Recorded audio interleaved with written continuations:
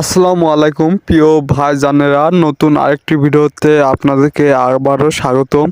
তো বন্ধুরা, আজকে আপনাদের সঙ্গে দেখানোর চেষ্টা করব আমাদের গরুগুলো আমরা ধান দিয়ে কিভাবে গর্ভ পরীক্ষা করি। আসলে গর্ভ পরীক্ষা করাটা খুবই জরুরি, কারণ আমরা অনেক সময় ভুলবশত দেখা যায় গাভী বিনের টাইমে এসেও কিন্তু গরু আবার ডাকে চলে আসে। এ কারণে আমরা 30 দিনের দিন গাভীর গর্ভ পরীক্ষা করে থাকি। তো বন্ধুরা, আপনাদেরকে আজকে সরাসরি দেখানোর চেষ্টা করব ইনশাআল্লাহ। তো বন্ধুরা, একটি পাত্র নেবেন, পাত্রতে পিশাব নেবেন, সকালে যে বাসি পিশাব সেই বাসি পিশাবটা নেবেন। নেওয়ার পরে কিছু ধান নেবেন, ধানগুলা সেই পিশাবের মধ্যে 24 ঘন্টা ভিজিয়ে রাখবেন। অর্থাৎ সকালবেলা যে বাসি পিশাবটা নেবেন সেই বাসি পিশাব নেওয়ার পরে কিছু ধান দিবেন, যাতে ধানগুলা সুন্দরভাবে পিশাবের মধ্যে ডুবে থাকে। তো রাখার পরে পরদিন সকালে 24 ঘন্টা পর এরকম একটা সুতার কাপড় নেবেন।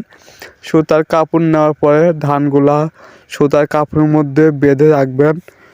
বেঁধে রাখার পরে সুন্দর একটি জায়গায় রাখবেন, যাতে আলো বাতাস পায়। তো দেখতে পারছেন আমি কিন্তু ধানগুলা একটি সুতার গেঞ্জির মধ্যে বেঁধে নিছি, নেওয়ার পরে এখানে ঝুয়ে রাখছি। তো বন্ধুরা, ঝুয়ে রাখার 48 ঘন্টা পরে অর্থাৎ 2 দিন পরে ধানগুলা দেখবেন যে ধানগুলা আসলে কি অবস্থা। ধান দেখেই কিন্তু বোঝা যাবে যে আপনার গরুটি প্রেগনেন্ট আছে কি না, অর্থাৎ কনসেপ্ট করছে কি না। তো বন্ধুরা, দেখতে পারছেন আমাদের কিন্তু 48 ঘন্টা হয়ে গেছে।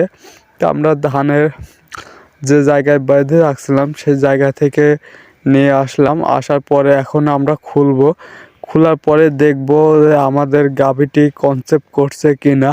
তো প্রিয় বন্ধুরা, আপনারাও চাইলে যদি আপনার গরু 1 মাস বীজ দেওয়াতে হয়ে থাকে, তাহলে আপনি সকালবেলা বাসি পিশাবটা সংগ্রহ করবেন। সংগ্রহ করার পর এরকম ধানের মধ্যে ধান ভিজে রাখবেন। রাখার পরে আপনি পরীক্ষা নিজেই করতে পারবেন। আপনার কিন্তু 3 মাস অপেক্ষা করার প্রয়োজন নেই গর্ভ পরীক্ষা করার জন্য। আমরা 30 দিনের মধ্যেই বুঝতে পারবো যে আমাদের গরু কনসেপ্ট করছে কি না। তো দেখতে পাচ্ছেন, যদি ধানগুলা ট্যাক হতো তাহলে বুঝতে পারতেন যে ধানের গাভী কনসেপ্ট করে নাই। তো বন্ধুরা, আলহামদুলিল্লাহ আমাদের গরুটি কিন্তু কনসেপ্ট করছে।